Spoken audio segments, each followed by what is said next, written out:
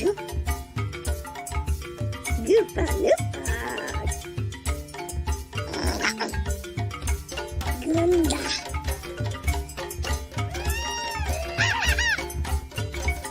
Yup, yup. Lana Toto. Silgoba Fangawa. Goopa Loopa. Koto Ostoga.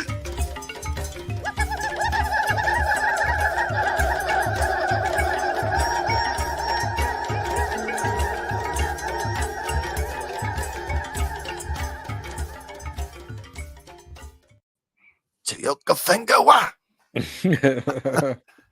Oopa. Endor. I don't know who took the time to isolate all of the vocal tracks from Return of the Jedi, but whoever you are, thank you so much. Well done. Champion. Hello, everybody. It's Wes, Hank, and Andy. Welcome to a displaced episode of Tales from the Moon of Fandor in our not new, in our temporary time slot. Tuesday night. Here we are, 6:00. How random. How random. True random. Wow. That's how you get Hank here on a Tuesday. Yeah. Talk Star Wars on a Tuesday night. You know me. I talk Star Wars any day of the week if you want. True. For some of our Tuesday night fans, I don't know if Gaz is going to make an appearance, but I feel like we need to address a little bit of random news. McFarlane expanding their Music Maniacs line. They are getting so close. They're like adjacent. These are fully articulated action figures in the multiverse. The 7-inch Music Maniacs scale. Music Maniacs. This week, they just showed solicitations for Slash and Freddie Mercury. Oh, crazy. If ever McFarlane Toys had a reason to get the portrait on a live human being correct, now is the time. Yep. Don't pooch this one. By the way, the solicitation photos actually look kind of garbage. The figures are neat. Mm-hmm. The portraits are Iffy. unfortunately. We'll go into more depth on them later, though. Yeah, I just wanted to put that next out Tuesday. there. That means we're one step away from Huey Lewis. Huh? Huey Lewis action figure. Huey Lewis. Yeah, There's got to be a Funko Pop. probably. If there isn't, you just have to like order one and it'll happen. Just whisper to Google. Wait Google will long. make it Yeah, happen. really. Just talk to your phone. Huey Lewis Funko Pop. It'll happen. Yeah. I guess before we get started, I should say welcome everybody. I hope you all had a great for our Canadian audience. I hope you guys had a great holiday weekend, whatever province you're in. Hank, how was Natal Day? Natal Day. Well, we call it similar to that here, but it's we remove an N. It's I'm sorry. It was good. My birthday was it sort of coincided. I always just pretend that the entire country is up for my What? birthday. What? Yeah. Oh, we cannot let this go. This cannot it's okay. stand. It's not a We huge cannot deal. stand. Happy birthday my. to you. What did I do? Happy birthday to you. Happy birthday, dear Hank. Oh, I'm blushing. Happy birthday to you. Oh, thank you, fellas. Of course, man. Oh, Who that would- wasn't even a fishing attempt either.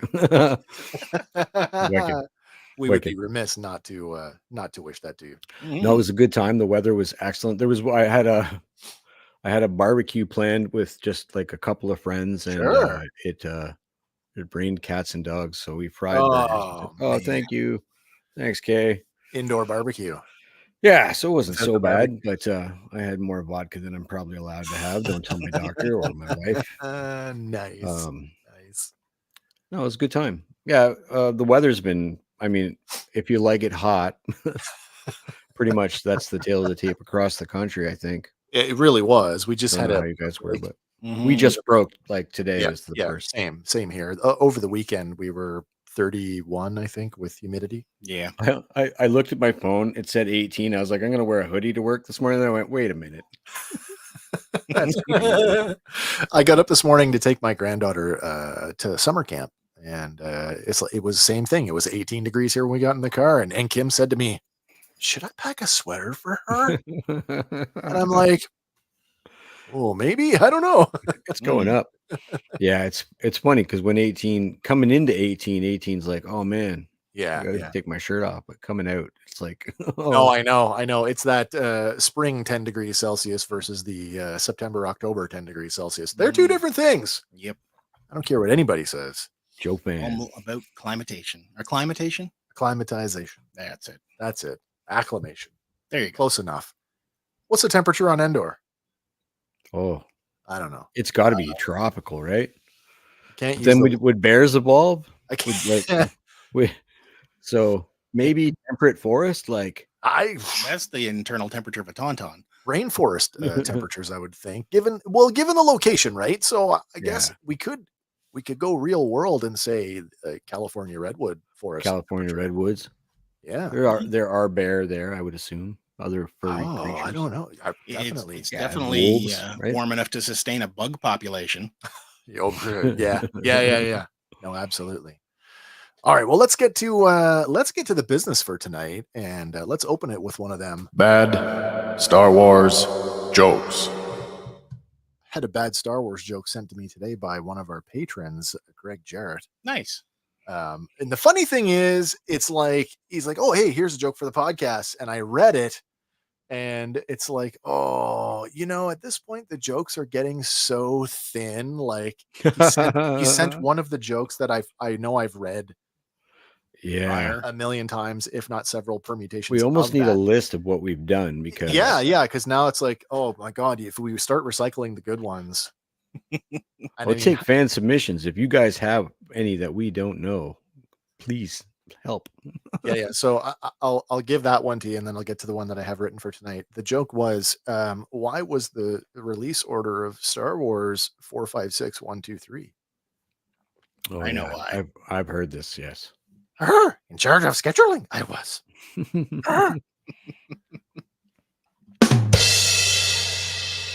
Nice. TJC, good evening, sir. What's Hope up, you're having TJ? a wonderful night.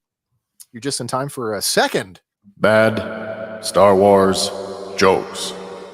These are getting pretty thin, especially as I'm trying to theme them, keep them Ewok themed. Oh man, It's that's hard. It that's is super so tough. hard.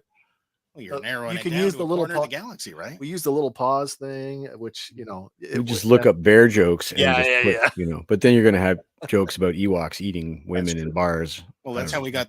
How's the or what's the hairiest side of an Ewok? That's right. The outside. Yeah. All right, guys. Why should you never leave your pet Ewok alone outside? Oh my. So many reasons on Endor. It's not. They're not. You can feed them after midnight, and you can get them wet. It's not one of those. No.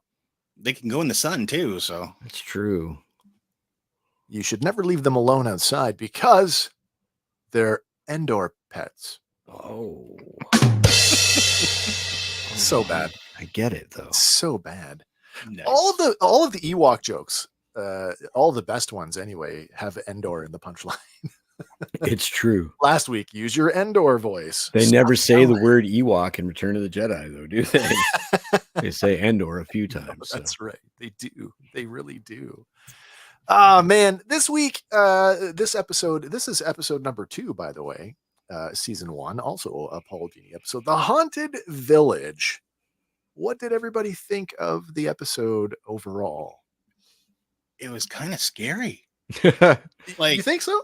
they introduced more scary stuff on Endor. I They mean, did. yes, it's still fun and it works out in the end because it's a kid show. But Yeah. like, I don't want to live on Endor. And it's a terrifying place.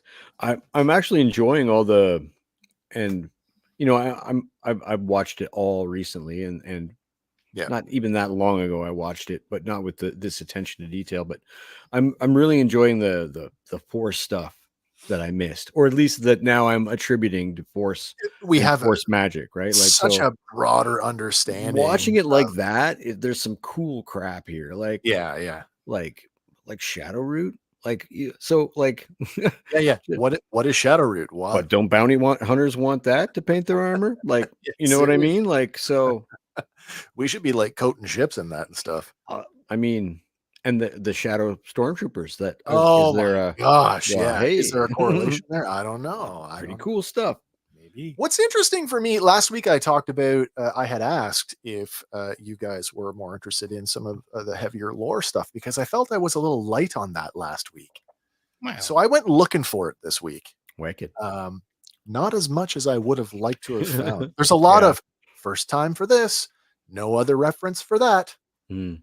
And some of it is left ambiguously mysterious, which is okay.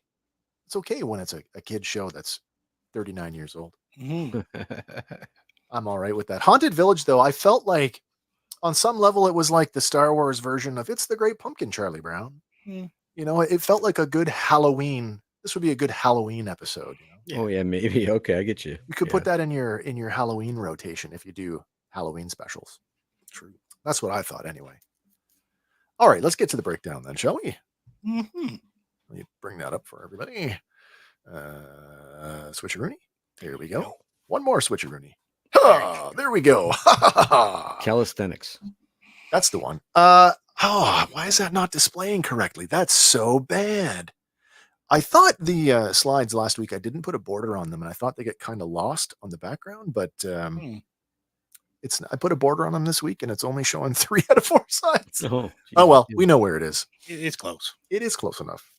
All right, this one, it is Star Wars Ewoks, Season 1, Episode 2, The Haunted Village.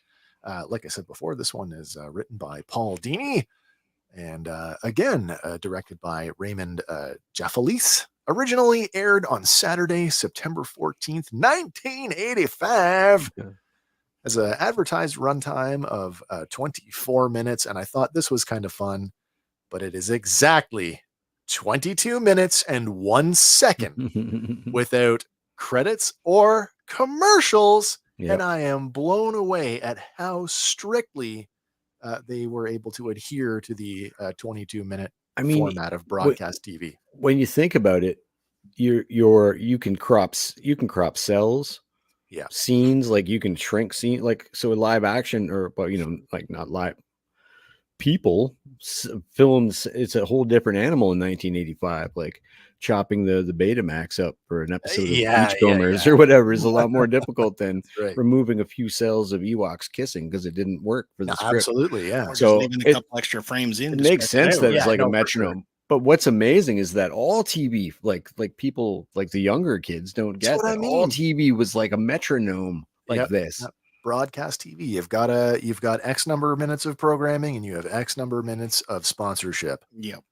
and you have to adhere to that. I would not want to be an editor No. in the days of broadcast. The craziest thing too, certain times like primetime TV used to flip channels, and there would be commercials for the other shows all synced up at the same time. Yeah. Damn it! I can't catch up on the other thing I want to watch, but I'm not watching because I'm watching the other thing. Yeah. None of this modern day Disney stuff where it's like 39 minutes this week and 44 minutes next week. Oh, and 28 minutes. By the way, Or walking an hour to Blockbuster to hope they have the episodes you're looking for. speaking of weird episodes, everybody watching House of the Dragon? No. Oh, No, the I haven't season got finale Crave is right now. bizarre. It's a bizarre way to end a season, but it was good. Oh, listen, better late than never. You're gonna have to go back and watch the replay, guys, because we talked to you already. Monchi-cheese. We talked to you, Attaboy. man. Attaboy. Jeez. Wicked reference. I sent Gaz a photo this week after last week's. Is it an Ewoks laying a Monchichi? No, but I was in the laundry room, which is where we happen to store all of what's left of our DVD collection after we thinned it out. I kept all the animation. Nice. And sitting on one of the end of one of the racks was like Saturday morning cartoons, and I pulled it off the shelf, flipped it over, and one of the included cartoons is an episode of Monchichi. So I took a photo of the box and I sent it to him. So Wicked. I hope you appreciated that.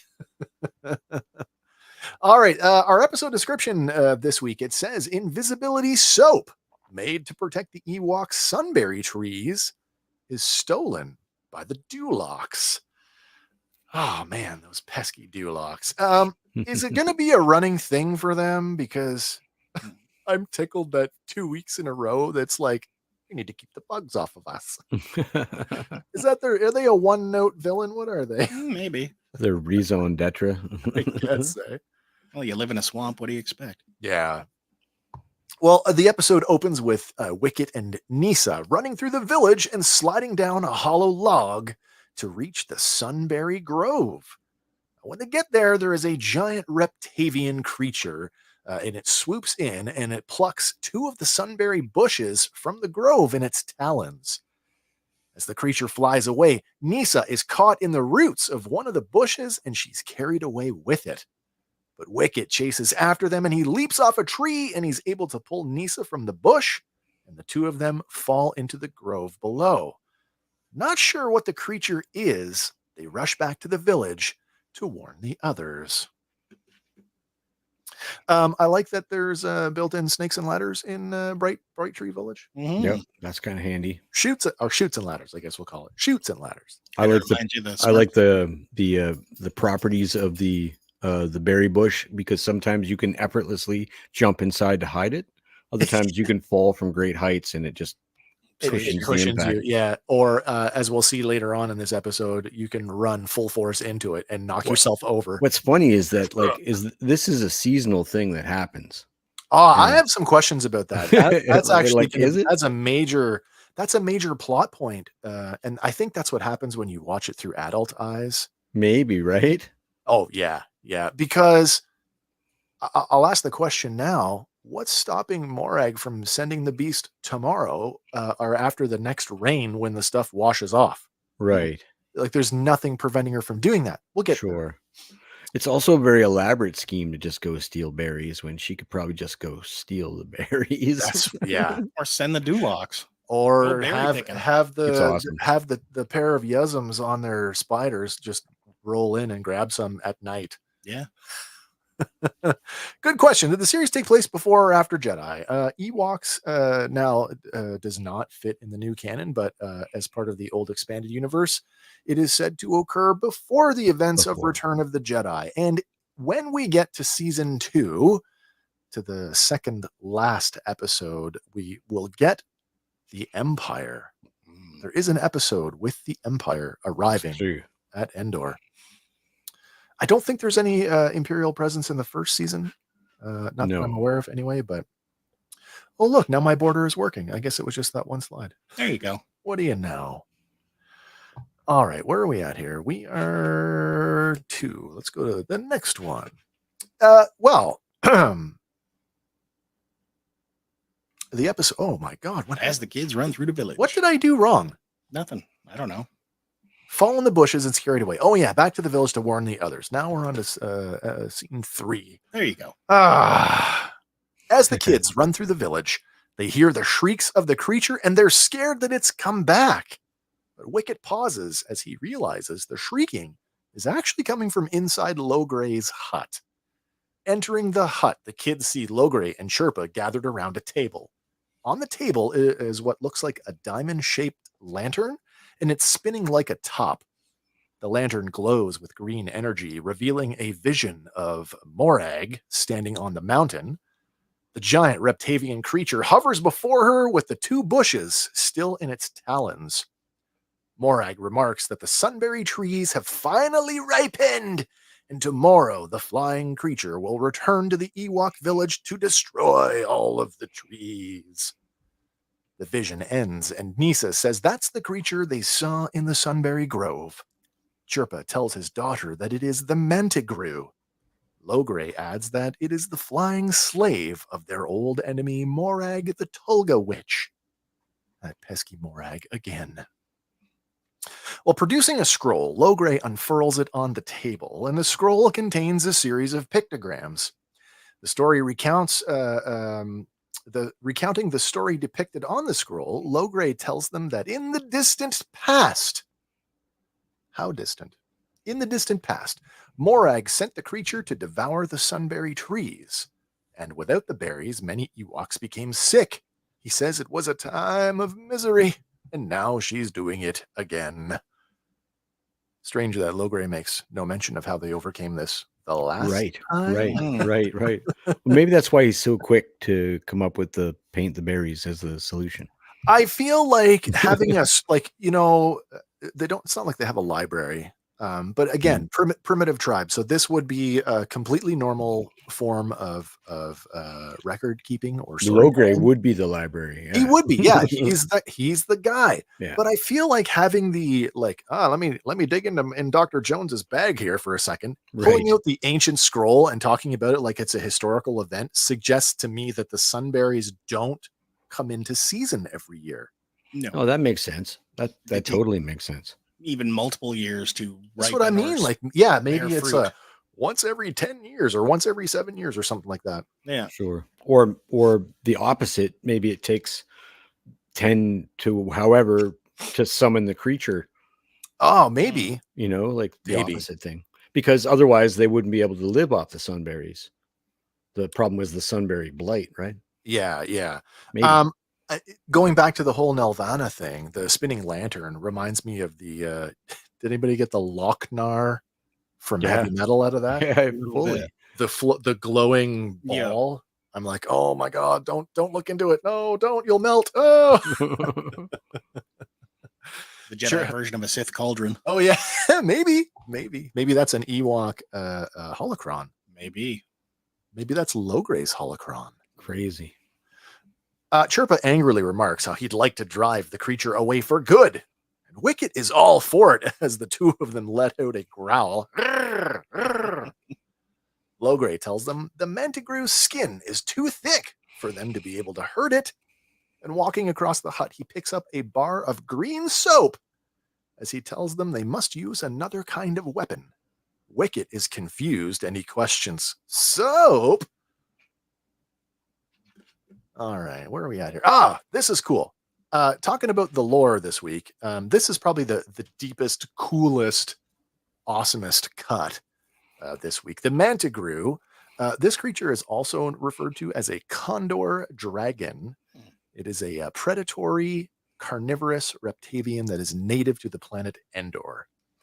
Now, it first appeared in the children's book, The Adventures of Teebo, A Tale of Magic and Suspense. That's my dude. Well, that book, which we've talked about before, that book was illustrated by Star Wars aficionado Joe Johnston. Oh, really? Joe Johnston, who, along with Ralph McQuarrie, are largely responsible for the overall look of Star Wars. That's actually crazy. Yeah. Well, Johnston would later work on the TV movie Ewoks Battle for Endor, where the Mantigrew appears as a stop-motion creature. Ironically, and this is cool, ironically enough, the stop-motion creature was made using parts of the original Rancor puppet.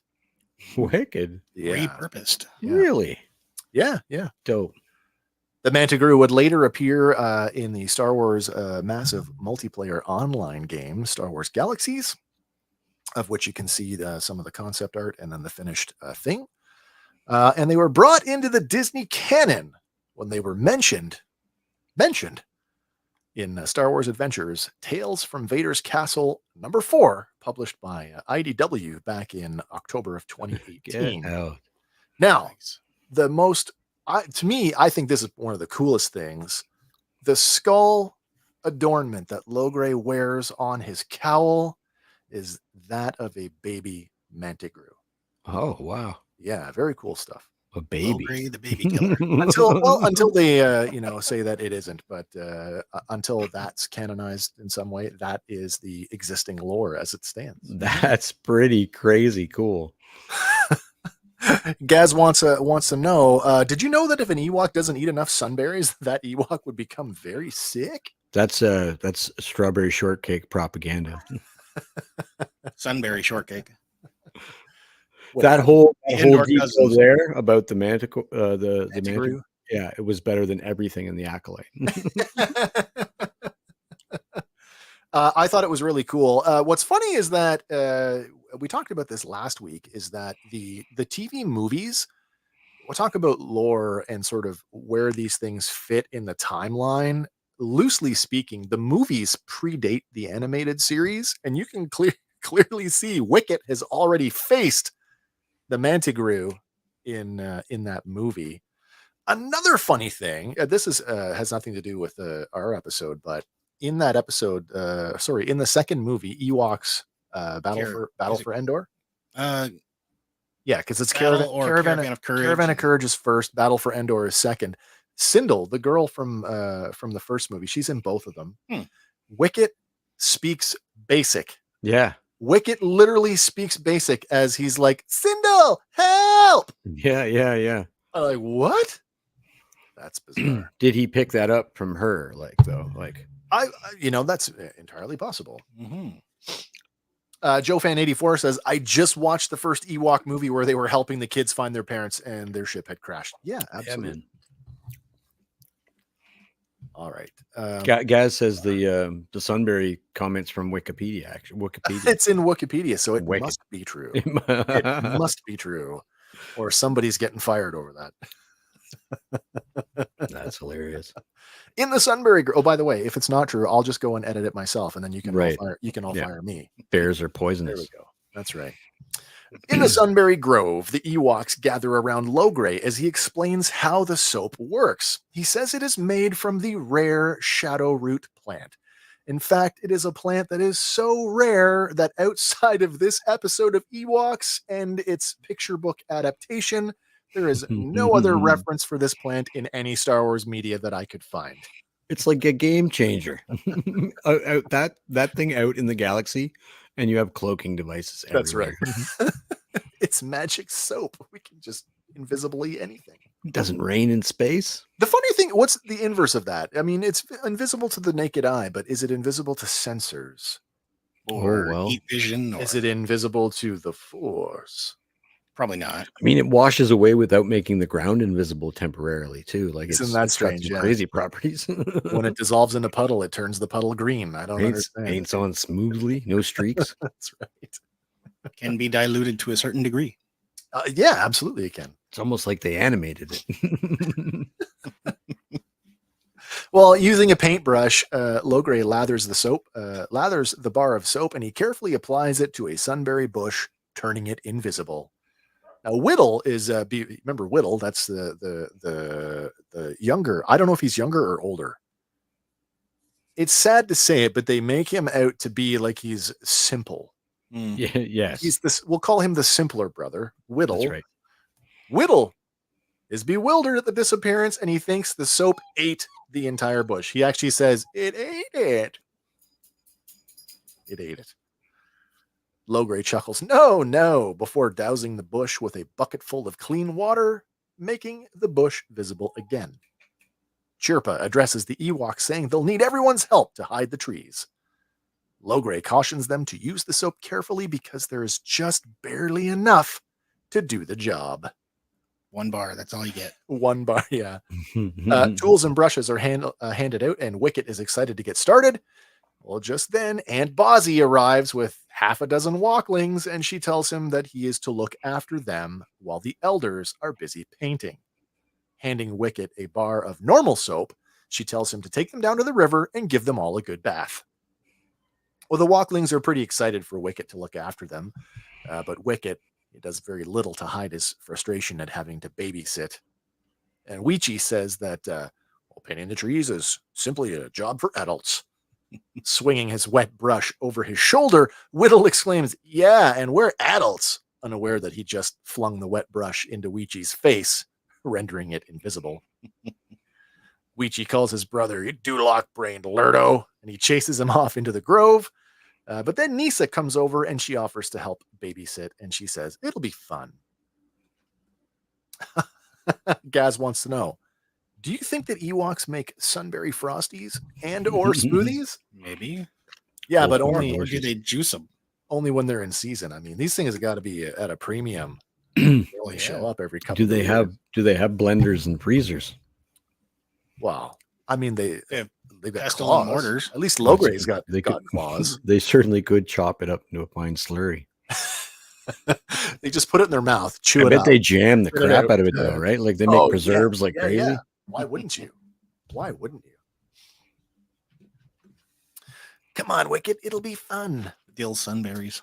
Oh, down near the river, 2 Duloc warriors accompany the shaman as he scrounges for ingredients to make a magic potion, as he calls it. All of them are swarming with bugs.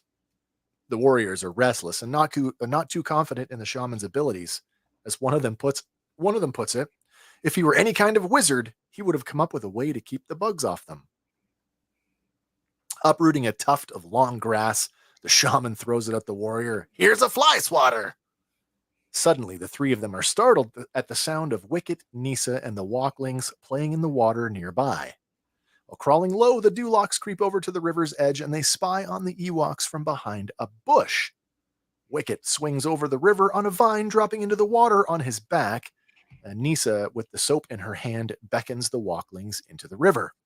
At the sight of Nisa holding out the bar of soap, the Duloc shaman exclaims, "There's nothing like it on all of Endor for driving away bugs." One of the warriors says, "Let's get it." But then suddenly the bush that they're hiding behind begins to raise up. Turns out it's not a bush at all, but rather it is a very large hippopotamus-like creature. The creature itself, it's not clear if the bush and the reeds that are sticking out of it are growing on it or are actually part of its features. Mm-hmm. It reminds me of the turtle from Neverending Story. Yeah, I was. It'd be more Star Wars if it were part of its features. What I find interesting is like the Ewoks are always bathing one pond adjacent from the Dulocs, or walking down a path they walk down every day. When suddenly they bump into Dulocs. You're like, it's a big moon, right? Yeah. You would think they wouldn't live so close.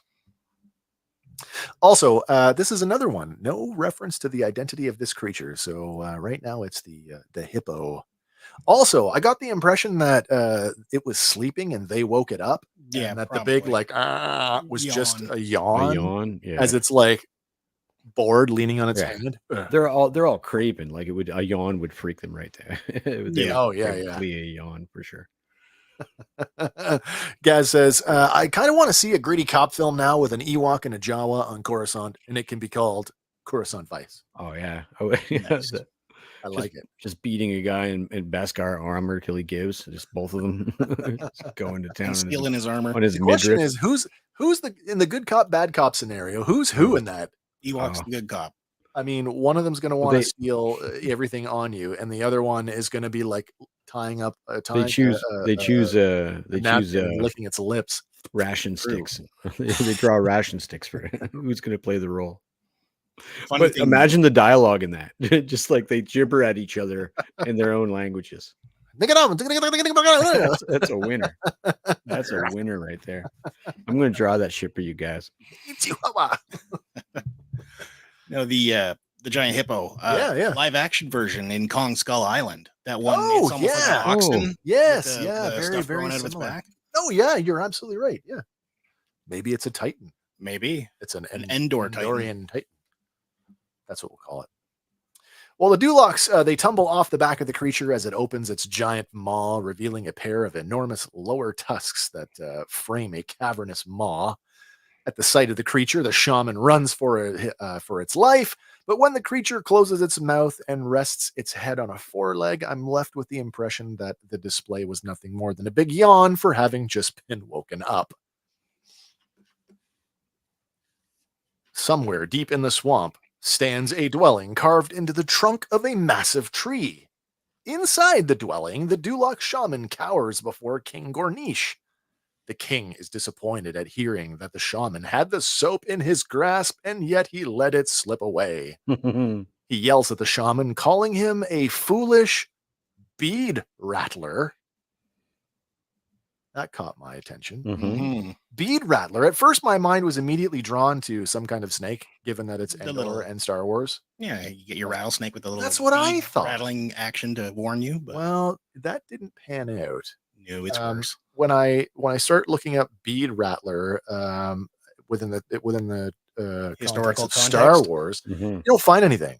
But when you look up the term bead rattler historically, that's a whole different story. Yeah, So I found it. different I thought it animals. was shocking. I thought it was colloquial for any clergy, like mildly derogatory slang for any clergy of any religion. But then you pointed out it's derogatory. All you went right. source. Yeah. So bead rattling is a derogatory sectarianist insult hurled at Irish Catholics. Now, maybe they didn't mean it that way, but given the shaman's position as a holy man, in either case, it surprises me that in 1985, with everything that was going on in Northern Ireland at the time, that Paul Dini would actually write that, especially when Paul Dini is an Italian. Hmm. You know what I mean? Mm-hmm. Bead rattler. Last week we had a Muslim religious term. This week we have an anti-Irish Catholic term.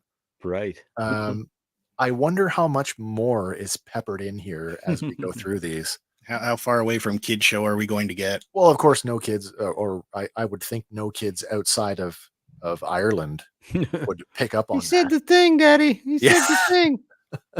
We don't do that Star Wars here now. Oh, Joe fans got to go. Oh, okay, man. Where do you go? Oh, yep. Oh, good show, Ooh. fellas. Unfortunately, I got to run. It's my son's first football. Oh, yes, Ooh. absolutely. I Okay. wish him a good practice. I hope you guys have a good time. Mhm. Fun. Thanks for tuning in, man. Catch you next time. So the shaman crawls forward on his hands and knees, professing how he tried, but he was outnumbered. As he puts it, Ewoks by the dozens, hundreds. I fought like a Hanadak, but they swarmed all over me, pulling me down and tearing the bar from my desperate hands. And the Oscar goes to... Getting off of his throne, Gornish says that if their tree-loving cousins don't want to share the secret soap with them, then they'll just have to take it. I like that he drops the cousin bit. the cousin thing. Yeah, that's what I was saying. Yeah. Do we have and I don't have a reference for this, if there's a biological connection here or just a shared, we've They been share the around planet. a long time. Yeah. Yeah. I do like the idea though, and it comes up later in the episode too. Logray says if they'd wanted it, we'd have given it to them if they'd asked. Mm-hmm.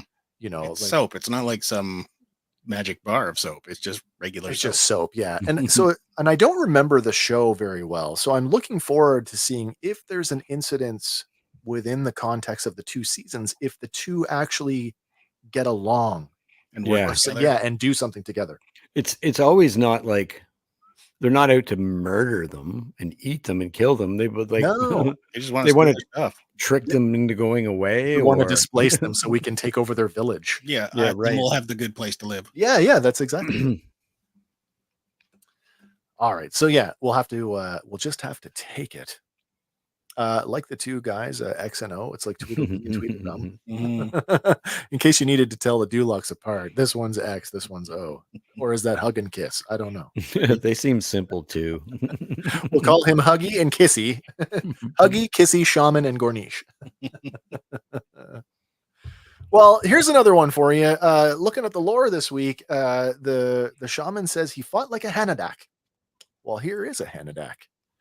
It is a large predatory primate native to Endor, and they may be related to the Gorax, although that has never been confirmed. The Gorax, of course, is the giant gremlin-looking thing Yep. in the movie. Hmm. It's first mentioned here in the episode, but it actually doesn't show up on screen until the season 1 finale. That is the image on the left, the purple one, and then we see it again in season 2. That is the image on the right. Multicolored. Yeah. This one also appeared in Star Wars Galaxies in the MMO. Hmm. That's right. Purple squatch. It's a sham squanch. Or is it an indoor squanch? Maybe. Outdoor squanch. Jungle squanch. All right. When Wicket, Nisa, and the Walklings return to the Sunberry Grove, they're surprised to see that all of the trees are gone. Hundreds of walklings. Yeah, like 4 of them. But Bozzy shows up with like 6 or 7 kids, and I think they took like 3 of them swimming. What do you do with the rest of the kids? Where are they? The hippo ate them. They got to find their way back, right? So they just That's right. It's an Ewok rite of like passage. Smarties. Now you've had your bath. Survive. Now everything in the forest can smell you. Yeah. Wicket runs into one of the Nisa and the Walklings return to the Sunberry Grove. They're surprised to see that the trees are all gone. Wicket runs into one of the invisible trees, and Logray chuckles as he reminds him that even though they're invisible, they're still just as hard. Logray is satisfied that the grove is protected now, but then Wicket reminds him there's still a copse of trees down by the river. Wanting to help, Wicket and the Walklings suggest that they could paint the remaining trees, and Logray agrees. Handing Wicket a bar of shadow root soap, he tells them, be careful, because they're running very low. Very low. Oh, that's a good question. Gaz says, could it be that in daylight they're purple and at night they're tan? Or like a color form, like a what's Like the hot alien paint. Yeah. they're Try not to think about it, Morty. there's Zartan. Zartan. There's Nice. Let's leave him out in the sun. Nice reference. All right. With the Ewoks all working hard at hiding the sunberry trees, the village is left virtually empty. So the Dulux shaman and one of the warriors climb a vine and they sneak inside Logray's hut. Well, they rummage around the hut, triggering several sight gags like an oily black eye, a beauty elixir, and eating some bugs before discovering a bar of soap. What's funny here is that the shaman doesn't recognize the spinning top for what it is, and he dismisses it as nothing more than a toy. It's a dreidel. Had he have been a little more thoughtful, that device could have potentially shifted the balance of power on Endor. Talisman that lets us see things not like miles away. No, we don't have time for that. Leave it there. Yeah, leave the Lochnar alone. Unbeknownst to the Dulocs, this isn't a yellow bar of Ewok soap, but rather it is a green bar of shadow root soap. With their prize in hand, they start climbing back down the vine. At the bottom, King Gornish waits for them, but growing impatient, he tugs on the vine, causing the two other Dulocs to fall. And plucking the bar of soap from the shaman's hand, King Gornish struts away.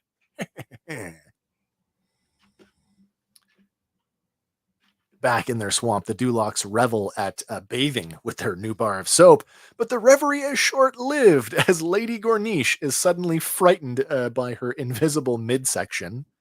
Then one by one, all of the Dulocs panic over their newfound invisibility. And when one of the Dulocs falls into the water, washing the soap away and reappears, King Gornish comes up with an idea. He figures with their ability to become invisible, there's nothing to stop them from using it to put a scare over the entire Ewok village, and all of the other Dulocs rejoice at this idea. This could be pranksters. That's the extent of their like maliciousness. Yeah. We're gonna go and be the Great Pumpkin now. Yep. Oh.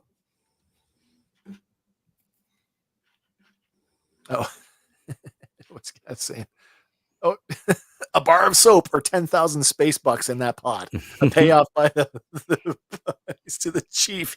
Right. For the sunbeam. That's a way better script. We should rate that one. Mm-hmm. All right, back at Bright Tree Village, the four invisible Dulocs, including King Gornish and the shaman. Oh, did I skip one? I did. Sorry. Down by the river, Wicket, Nisa, and the Walklings work away at painting the sunberry trees. Suddenly, Wicket and Nisa are alerted by the sounds of several Dulocs laughing and making a commotion. Wicket tells the Walklings to hide, and the three of them dive into a bush. Then he and Nisa take a peek at the nearby trail, only to see nothing. When Wicket and Nisa come back to tell the Walklings that all is clear, there's a bit of a problem as three partially invisible kids stand there having inadvertently kicked over the pail of soapy water, spilling it all over the ground and themselves. This is a problem because they haven't even covered half of the trees here. Back at Bright Tree Village, the four invisible Dulocs, including King Gornish and the shaman, have arrived and no one can see them. So the four of them head out into the village and they begin pranking the Ewoks in an attempt to scare them. One of them takes a basket of fruit from a woman and turns it over on her head, while another smashes a wet clay pot, spinning on a pottery wheel. A third Duloc is brazen enough to pick up one of the men and tosses him into an empty cauldron. Shelves full of pottery are toppled, and Walklings are chased by brooms. A woman making pies gets one in the face, and another Ewok carrying pails of water on a yoke is spun around, sending the pails flying. Meanwhile, Aunt Bozzy, ever the skeptic, chastises a pair of Walklings over a tale of a flying broom, but she pauses as a pail of water flies overhead. The bucket lands squarely on the shaman's head, revealing his face, while he draws a caricature of Logray on the outside of a hut with a stick of charcoal. He's graffitiing the hut. Apex predators. And he's not even like you couldn't draw like the Mantigrew or a Yeah. You gotta draw an Ewok. What? That's all he knows how to draw. An Ewok with stink lines. Yeah. Realizing that he's suddenly visible, the shaman quickly dons the water bucket like a helmet and runs off. Ah! And Bozzy and the Walklings run as another flying broom chases them. Then Chief Chirpa erupts from his hut, demanding to know what's going on here. Weechi, armed with a staff, says they're under attack, but they can't see from what. Now, Whittle, standing behind his brother, is paddled on the behind and then jumps onto Weechi's back with the village in full disarray. King Gornish puts on a haunting voice as he tells the Ewoks, "Heed our words, Ewoks. We are the tree spirits. Too long you furry beggars lived in our branches. We now banish you from this forest forever. Go and be gone." Aunt Bozzy is now in a panic at the tree spirits having turned on them, and she cries out, "Our village is haunted," as she hugs another woman. But then Logray is there, and he's like, Bordock feathers, he says. The trees have always sheltered us.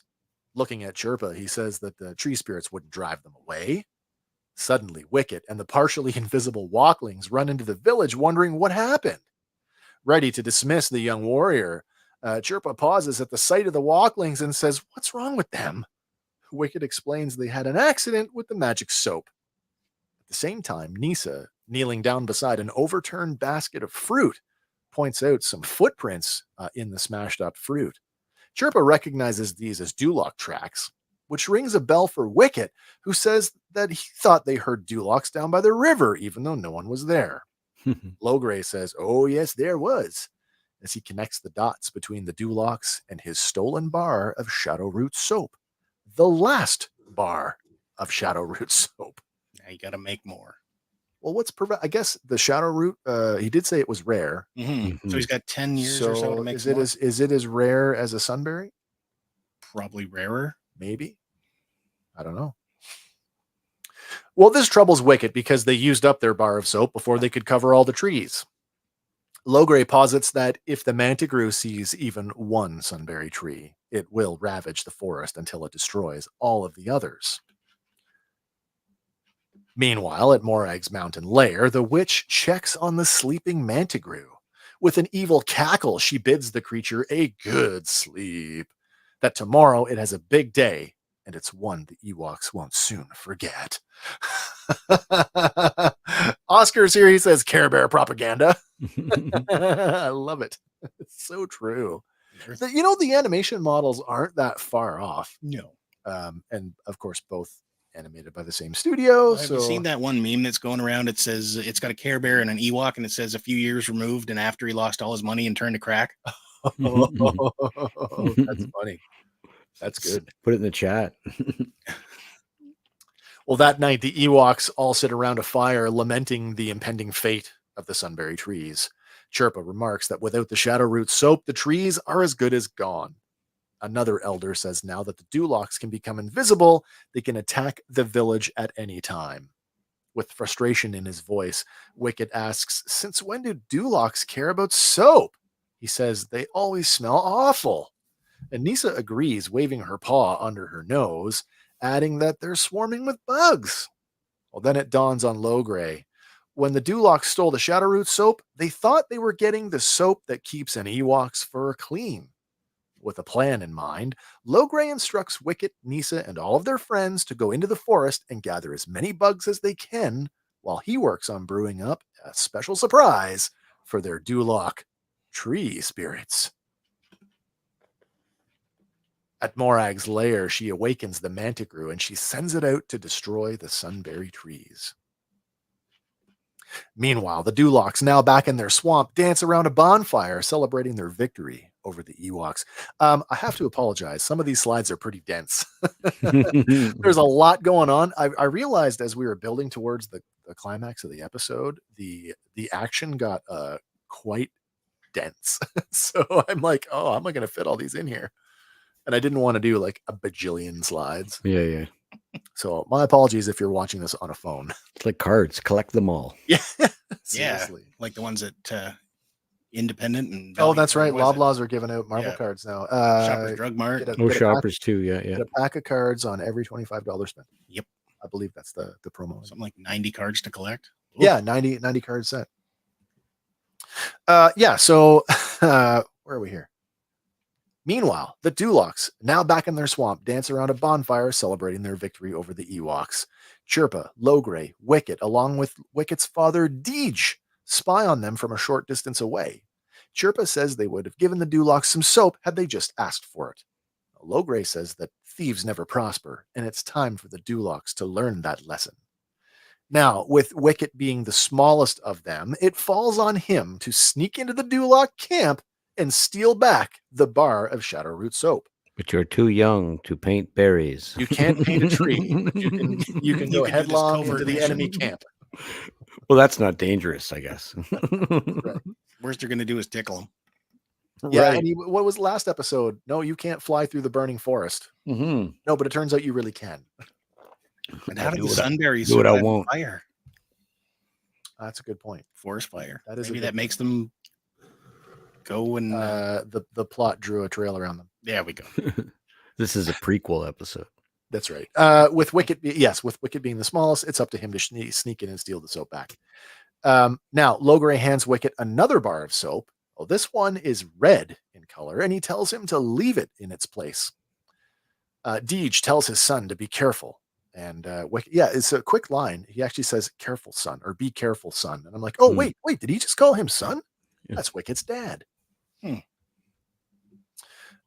So it tells him to be careful, and then Wicket slides down the embankment towards the Duloc camp. King Gornish stops the revelry as he says the Ewoks must be shaking in their hoods by now, terrified of the tree spirits to put up a fight, and he says it's time to return to Bright Tree Village to haunt it again so they can take it for themselves. Wicket has now crawled up beside the king's throne rock, and he reaches for the bar of Shadowroot soap. Unfortunately, King Gornish reaches for the soap at the same time and is shocked to grab a hold of Wicket's hand instead. Hauling Wicket up from the ground, he chides, "Ewok!" Then, from up on the embankment, Paplu sounds a battle horn, and the Ewoks all rush the Dulocs. Missed opportunity here, if you ask me, that they didn't get the... but they still blew the horn. Yeah. And it's Paplu in the movie that blows the battle That's horn. true. Yeah, so that's kind of a neat connection. Mm-hmm. Well, exactly. Yes. They just sent a kid into the lair of their feared enemies. This is madness. I don't know if they're so much feared, but Yeah. annoyed. Yeah. Annoyed They're by. bungling cousins. Gornish drops Wicket as he prepares to defend himself, and he grabs the Shadowroot soap to make a run for it. Wicket grabs the soap and makes a run for it. King Gornish orders the Dulocs after him, and they all give chase. As Wicket runs from the Dulocs, it becomes a game of keep away, as the soap is tossed between Paplu, then Tebow, then bounced off Whittle's head before landing in the hands of the Duloc shaman. But then he's immediately pounced on by Chirpa and Deej, and the three of them tumble into the swampy water, all three of them coming up partially invisible. The bar of soap floats away from them, but Wicket is able to fish it out of the water with a forked stick. Unfortunately, King Gornish and the rest of the Dulocs are standing right behind him, and the king demands that he hands it over. Wicket quickly tucks the soap behind his back under his cloak, so Gornish picks him up, turns him upside down, and begins to shake him until the red bar of soap drops out onto the ground. Seeing the soap laying there, Queen Urga picks it up. The king, now focused on his wife, misses that the Shadowroot soap drops from Wicket's cloak, and he says, "Let's show these furballs how terrible we tree spirits can be." Wicket quickly tucks the Shadowroot soap back into his hood, while the king and queen cackle at their dastardly plan before tossing Wicket to the ground and running off. But as Wicket rolls over backward, the shadow root soap falls out of his hood, lands in a puddle where it quickly dissolves. It's amazing how fast that dissolves. Yeah, it didn't dissolve while floating away. No, it can float down the swamp. One little puddle. It's all over. That must have been a puddle of urine. Palm olive. It's a much more acidic puddle. Mm-hmm. All right, so this is Deej. This is Wicket's father. He first appeared in Caravan of Courage, and I thought, as we did last week, because there is a live-action version, we'd take a look at the split screen to see how different they are. Nice. He looks a lot like a beaver. He does. He really does. In the water, the Dulocs laugh contemptuously as they all bathe with the red soap. A thick pink lather covers all of them. Then Logray creeps up to the water's edge and he instructs Nisa and Latara to open the insect-filled sacks. Like moths to a flame, the bugs are attracted to the soap and swarm the Dulocs. They all bat at them to no avail as the bugs begin to bite them. Then the swarm is so intense that the Dulocs flail away, but it's of little use. The shaman tries snapping off a reed to use as a snorkel, but the swarm just flies down the end and into his mouth. Finally, they just outright flee, with the swarm hot on their heels, and the Ewoks cheer as they go. Logray says that even though they've beaten the Dulocs, they still have to deal with the Mantigrew, and he asks Wicket how much soap is left. Wicket pats himself down, looking for the bar of Shadowroot soap, but is sorely disappointed when he sees the shimmering puddle of what's left of it. With defeat in his voice, Weechi says, "That's it. We're beaten." It's almost like a character from Disney, from Winnie the Pooh. Eeyore? Eeyore. That's it. We're defeated. No more sunberries. But then Nisa comes over and she tells Wicket, "Don't be sad. It wasn't his fault." Still feeling a sense of responsibility, Wicket remarks that it was up to him to protect the sunberry trees, and he thinks there may still be a way. Taking the empty sack from Nisa, Wicket fills it with the shimmering water from the puddle where the soap had dissolved, and he ties it off. Sorry. I thought that was me. Nope.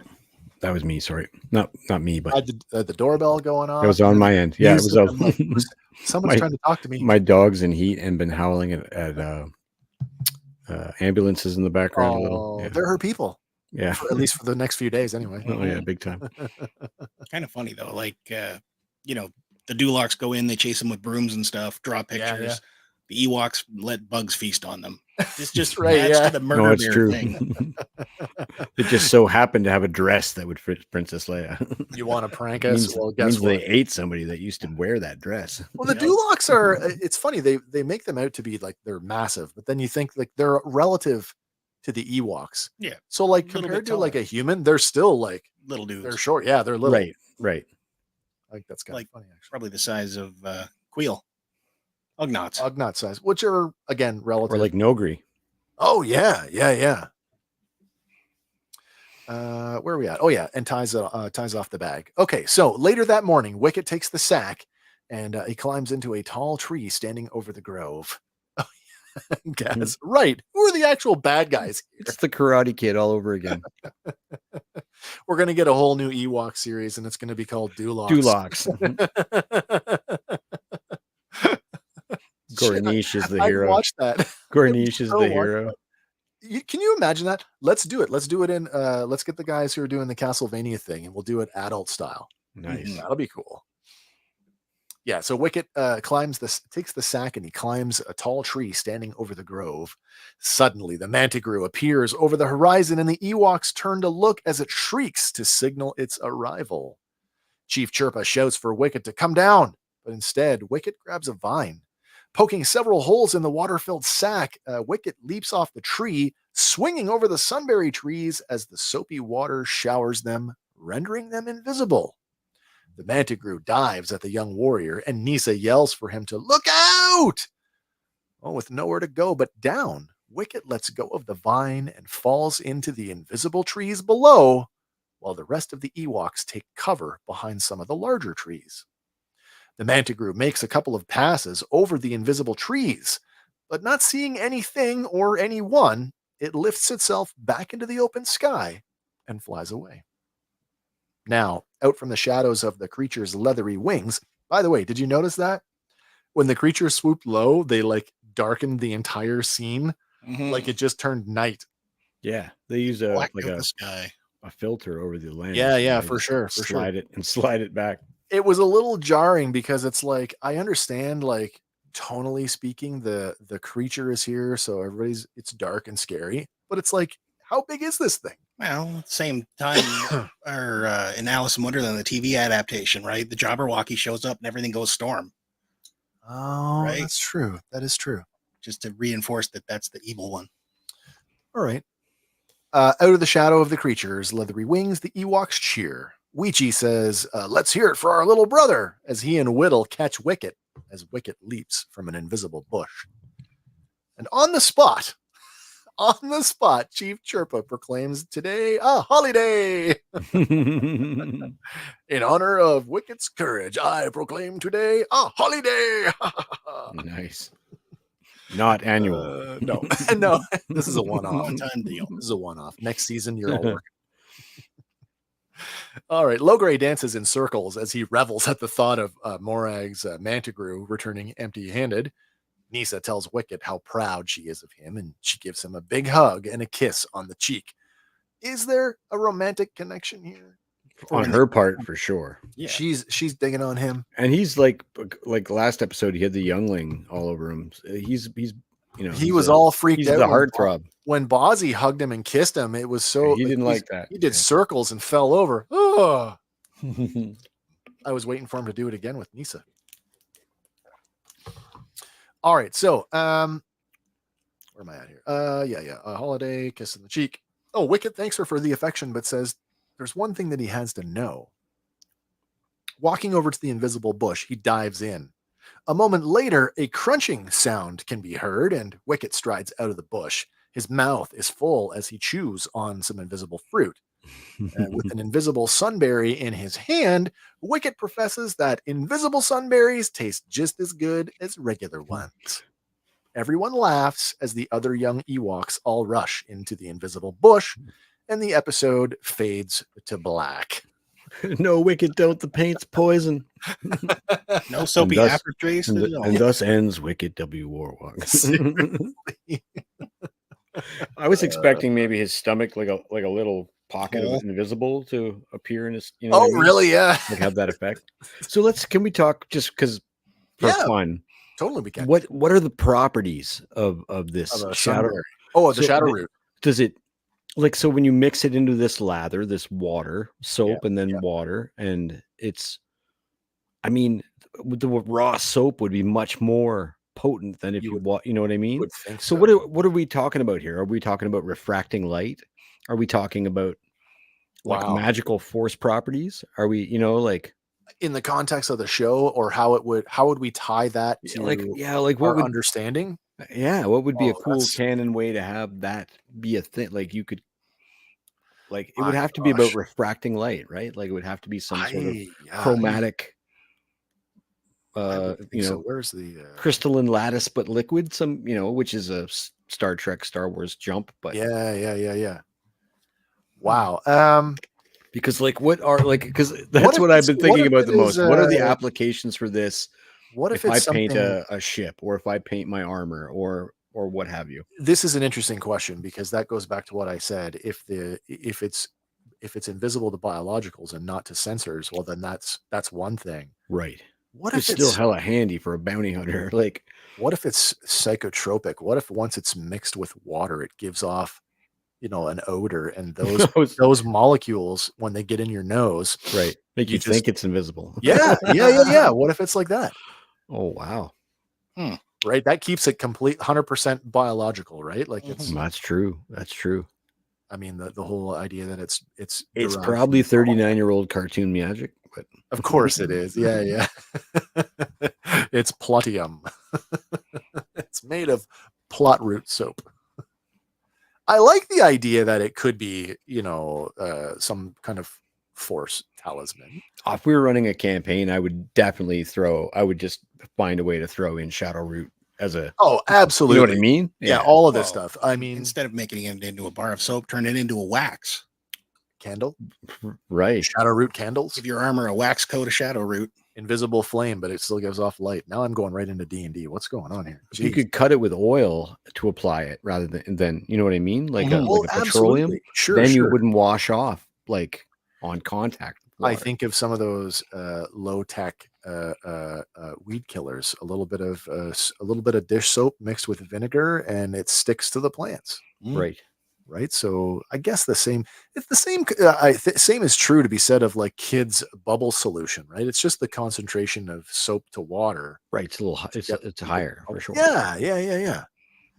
Throw in a little glycerin, and you get them giant, godforsaken trap a kid inside of bubbles. It's the most compelling thing about the episode in terms of where my mind wants to run with all the little tidbits they give me, you know, like Yeah. I that and the Lochnar, the spinning thing, that is like yeah.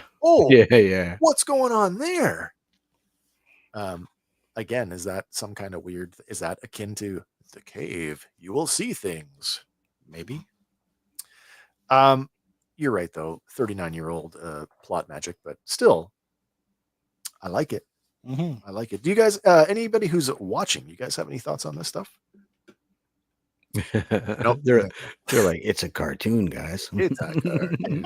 But that's what we do here. So, And did Morag beat the Mantigrew after the fact? Like, you didn't bring me nothing this time? What the hell? yeah, I don't. Well, that's Force a good point. lightning. Morag only shows up in a limited number of episodes. I Yeah. think it's 4 or 6, and I don't remember. It's too bad because I'd like to see that backstory with her. And Me too. I would like to know some of the other stuff that I read about her, like that In the distant past. she, along with others of her species, were also stranded on Endor when their ship crashed. What happened to them? I'd like to know that. Gaz wants that to know. Cinda thing was that's Cinda, and that was a long. Sindel. time. Yeah. That's Sindel now all grown up. Yeah. You left me, Wicket. Gaz wants to know why the Ewoks just don't share the sunberries. Well, it's an Ewok thing. You wouldn't understand. That's a good point. They're willing to share the soap. I think it might be just a thing where they're. Oh, you mean share the sunberries Share with the her? sunberries. No, I think with the Dulocks. I think. Well, I mean, she's the one that's trying to steal them. Maybe Morag. Yeah, it's got to be Morag. She wants to destroy them. Yeah, she want because that's the source of the. She's actually bent on murder. She seems powerful enough, except Logray seems, I guess, understatedly powerful enough to defend against her. Yeah, Just outright, But all these, like Smurfs is a perfect example. Powerful wizard, but he's always hatching tertiary plots to catch the Smurfs. It's not. I'm not going to go and wield actual magic against them, but I'll send my evil cat. I'm gonna pull up the menu, the Ewoks menu on Disney, because I just want to see. I know that there's an episode. I don't know where it falls into the whole thing, but I think Morag's in the next episode too. Yeah, because she tricks the flogs. The next one is called Rampage of the Flogs. That one should be fun. That's with a race of giants. Morag separates a baby flog from its parents and blames the Ewoks, prompting an attack. That's cool. Now, one or more episodes apparently goes into the shared history between Logray and Morag, and I'm really interested in that. Oh, that's cool. I might have watched through those. Traveling Jindas, Tree of Light, Curse of the Jindas. Oh, that's 2 Jinda flavored episodes. Land of the Goopins. Sunstar versus Shadow Stone. That's later on in the season, episode 9. To save Tebow and his friends, Master Logray battles Morag for the Sunstar Shadow Stone. Oh yeah. So that's episode number 9. I think that's where we're going to get a little more. I remember that one for sure. That's going to be a fun one. Wicket's Wagon, The 3 Lessons, Blue Harvest, episode 12, Blue Harvest. Blue Harvest. Code name for Star Wars. A little referential there. And then the last one, the season finale, Asha, which I took a screenshot from that for tonight to get the picture of the Hanadak. The Hanadak comes from that one. The purple Sasquatch. Yes, purple Sasquatch. Great babe. Grape ape. Wow. Oh. So, what'd you guys think of that one? Now that we've it's in the rearview mirror. Not bad. It's good. I think it better than the first one actually. Like it had a better pace. The animation is still outstanding for the time. Like it really it really is. It's fun to like having studied animation a little bit in school and etc. It's fun to watch the old tricks that they don't get used anymore because everything's digital. Like literally dropping a black filter over the screen to that We'll stuff. just put a what do they call it? I don't know what they call it, a cell or whatever, or like a Yeah. I don't remember. It's fun to watch that. Yeah. No, I think that's an interesting that's old school camera trickery. Yeah. Yeah. Last week when I did the character portraits, a lot of those, once I realized that they were out there, I actually went and specifically used the search term Ewoks animation cell with the character name, and surprisingly how many of them are out there. Yeah. Gotta be in someone's collection. Yeah, somewhere. yeah, you would think so. It's amazing how Be a much of this great stuff thing to have. survived though, right? Mm-hmm. Because I mean, there would be no use for it once the show is over. That stuff, as far as the studio is concerned, that's the kind of stuff you just it gets destroyed. Yeah. Unless you're Disney and you just recycle it and do another movie. Oh, what? Well, yeah, like the animation model for Baloo from the Jungle Book got recycled. Oh, into, yes. Paint right over the Little cells. John. Yeah, that's right. They literally paint right over the cells. Yeah, no, absolutely. I mean, of course, a lot of the Filmation stuff was famous for reusing. Mm-hmm. I mean, you can watch a half a dozen Filmation cartoons. I think you could watch an episode of Zorro, Legend of Tarzan, Flash Gordon, and He-Man, and you can see the same character in that rotoscoped running pose. Yeah. Same run, same gait, same everything. Rocket Robin Hood and Spider-Man share entire episodes where they just animate Spider-Man over Rocket Robin Hood. I was gonna say, but the funny thing is, Rocket Robin Hood comes from the same folks that did like Hercules, and they are so different. Other than the character models share a similar design. They're not the same studio as that Spider-Man cartoon. I don't know if they are or not. Let's ask. Oh, don't ask the incognito. Anybody see that black and white Godzilla release on Netflix? I saw the title card for it. I haven't. Dope. Oh, is it? Yeah. It's dope. What a good movie for like they made it for $10. What a good movie. Nice. The 1967 Spider-Man, Canadian-American based superhero animated television series. Who made it? Krantz Films. Sorry, I'm not seeing that. Where are you seeing it? I just remember it was made by Technicolor. Oh, Grant Ray Lawrence animation for the first season. Grant Way Lawrence. Oh yeah, and then seasons 2 and 3 produced by Krantz Films. Okay, so now let's do the same thing. Rocket Robin Hood. I did manage to catch up on the new Planet of the Apes and you did. Oh, good. I haven't seen the last one about to Hank, you are so right. Oh yeah. So Krantz Films did Rocket Robin Hood as well as the second and third season of Spider-Man. I don't know how you would Google this, and you don't have to do it live on the air, but Google how many episodes they share, because they literally animate one of the characters over top of the other for several episodes. Like it'll just suddenly Spider-Man's in this Rocket Robin Hood story. And it's not, he's just fighting this crazy villain and then you watch Rocket Robin Hood fight that villain.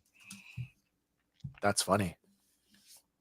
Spider-Man episode Phantom from the Depths of Time and Revolt in the Fifth Dimension were largely recycled animation from 2 episodes of Rocket Robin Hood, from Menace to Menace and Dementia 5, where Rocket Robin Hood with Spider-Man substituted for Rocket Robin Hood on the cells. Yeah, I knew I wasn't crazy. And maybe it's the one episode that they did it for, but it's always jammed out. Well, that would be jarring. I would be jarred seeing something like that. Mandela fuel right there. Now I got to go and look for it. It's wicked. It's so. I mean, he's already swinging from the clouds anyway, right? Like, nice. Anybody see any of the uncut, unrated Rebel Moon movies? So I looked at the cards for both of them, and I looked at the run times, and they're like together, it's a 6-hour movie. Totally is. Wow. I just threw it on while I was falling asleep one night, and the cold open for the first movie is better than the whole first original movie. Really? Oh yeah. That's good to know because Oh, I am it's super definitely violent. It's Yeah, super like viscerally violent, which I mean that's a thing these days. I'm not that into Yeah. it, but That's just a Zack Snyder thing too, though, right? it kind of That is. is true. Yeah. 300. And... Yeah. Last night we finally watched the Ministry of Ungentlemanly Warfare. Oh, I've been eyeing that. Any good? It is good, based on a true story. I don't think I was aware of that because at first from the marketing I thought, oh, it's an action comedy. That's what I thought. And Yeah. it does have some beats of that. It plays the opening, at least the first act of the movie plays like a Tarantino film, and then it's like at the end of the movie, I'm like, oh, it's a Guy Ritchie movie, of course. But honestly, Henry Cavill and speaking of Henry Cavill, Jack Reacher. I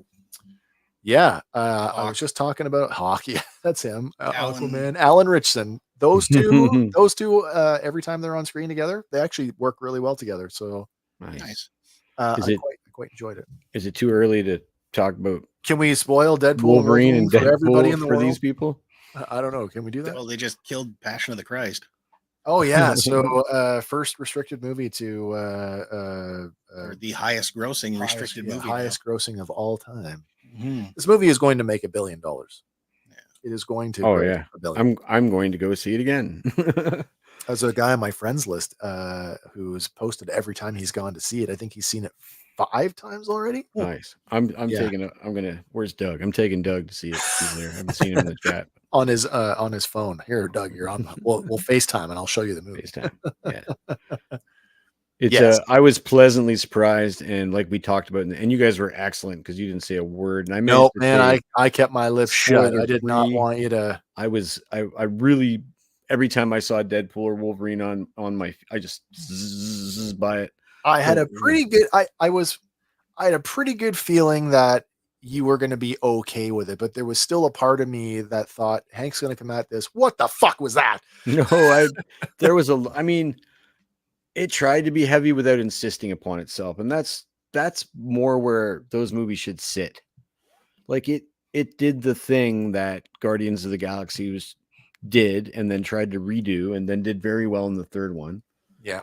But that all the other directors were trying to do and didn't really pull off, in my opinion. And the fact that they let them be that, like, Feige doesn't want any Coke around, and to let them get away with that stuff was pretty great.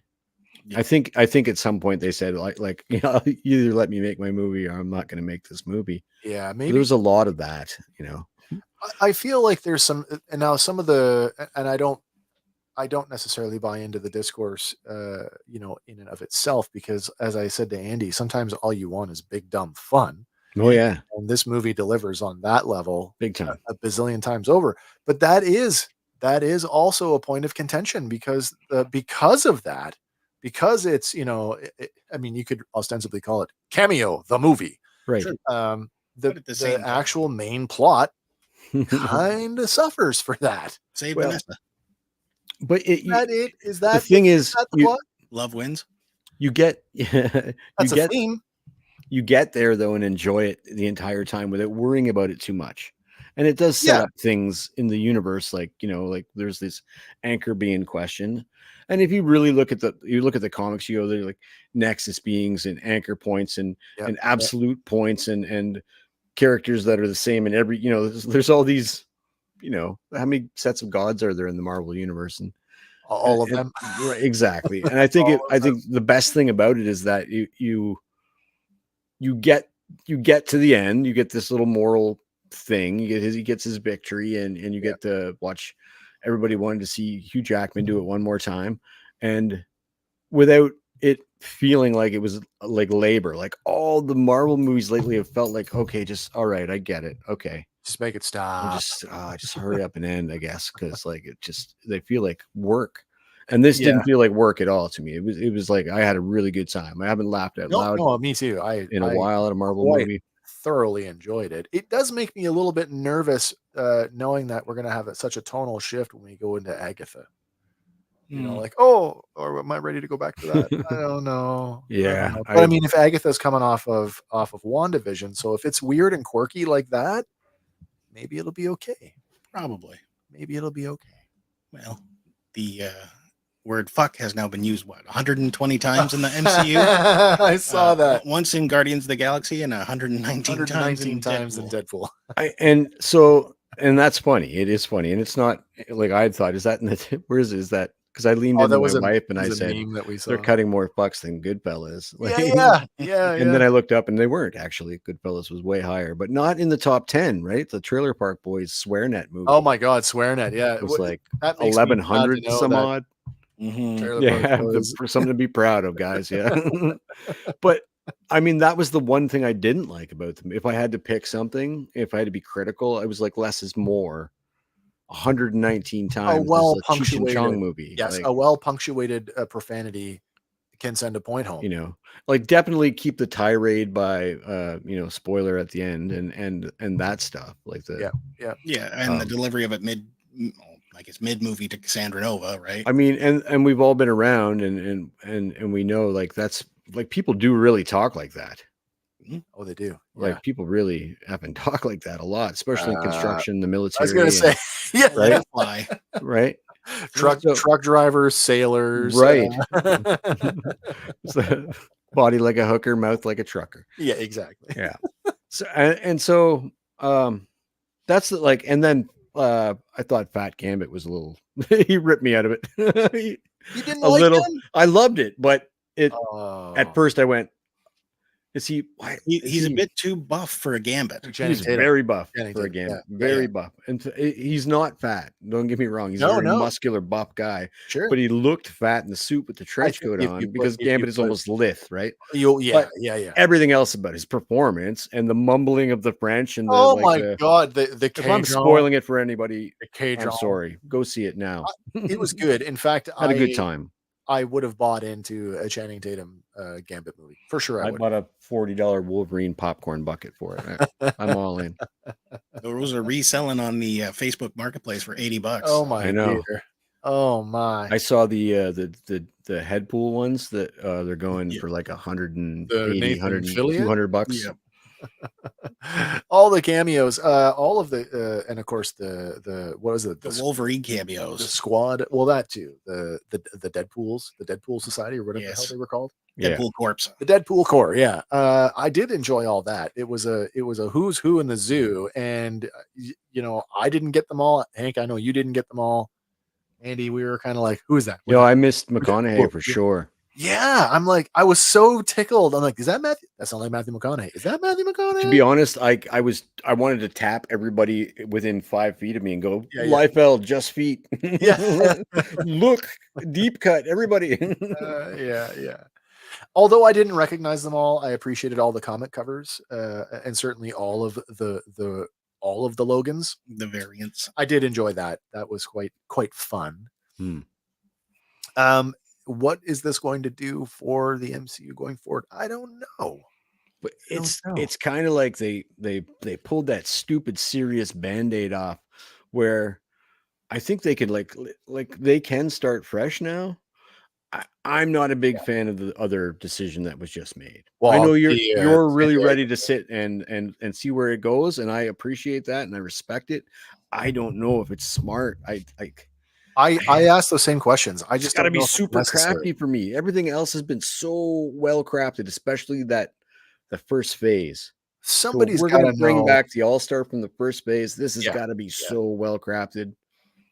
I'm not that worried about it though. Like, look at Ryan Reynolds himself, right? I mean, he made his debut as Hannibal in Blade 3, right?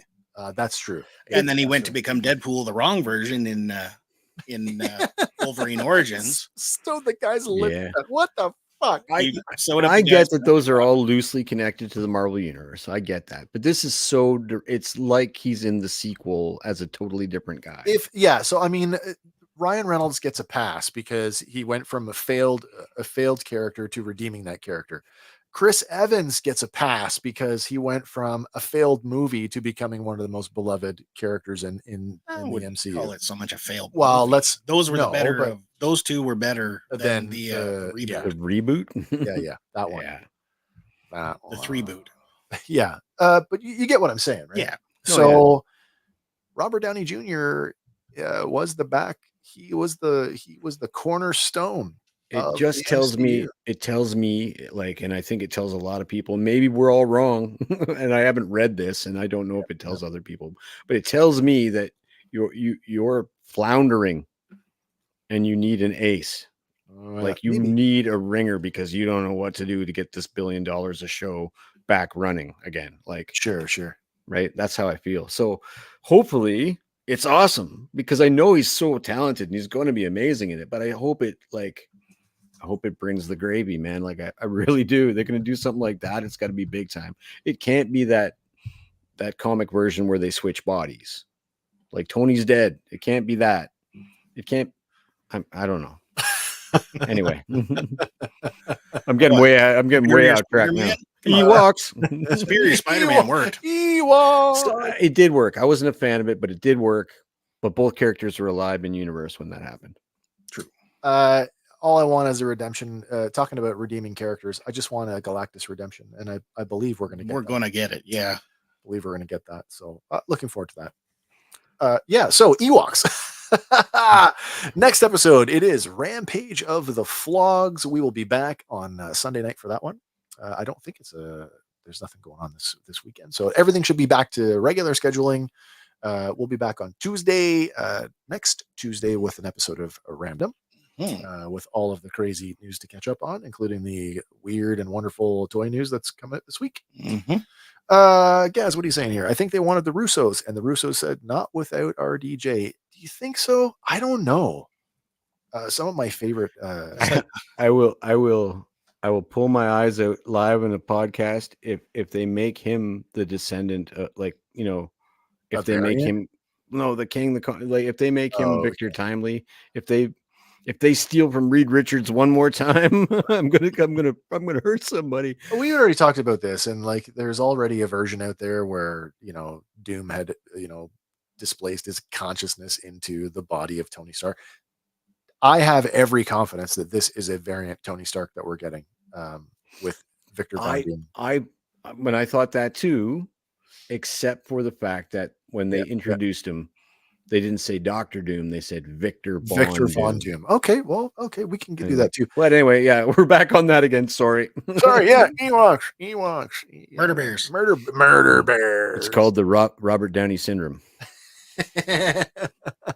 Like I said, next week it is Rampage of the Flogs. It's a story about giants. Andy, you're already up to speed on this one. You've seen it already. It's a good thing the Empire didn't get a hold of them. Wow, yeah, big time. I am rediscovering these as we go. So for me, this is like watching them all over again for the first time. It's super awesome, actually. I am enjoying it. In fact, that's what I'm going to do tomorrow when I wake up, is I'll watch the episode and start writing. Nice. So that I will be in time for Sunday. You guys have anything else you want to talk about before we say goodnight? I've watched the first 4 episodes of Kite Man. Hell yeah. Oh, okay. If you are a fan of the first 3 seasons of Harley Quinn, you're going to like it. Okay, good. Kite Man's the best thing about that show. All right. And that and Cape Crusader is out now too. So if you want to go and check that out, that's certainly there for you to consume. All right. I've got nothing else. Star Wars, Ewoks. Star Wars. Ewoks. Gaz's last comment is Star Wars comment. That is true. RDJ to play Wicket, the new Ewoks film. Oh, how are you going to place Warwick Davis? Come on now. Then they'll be screaming because we didn't hire little people to do it. He's the guy to do Warwick. That's true. I'm just a dude playing a little dude playing another dude. Another dude. And it never moved. All right, everybody. Remember, whatever your thing is, fan on. And for Fandom Power, my name is Wes. I'm Andy. And I'm Hank. And we will see you on the next one. Bye for now, everybody.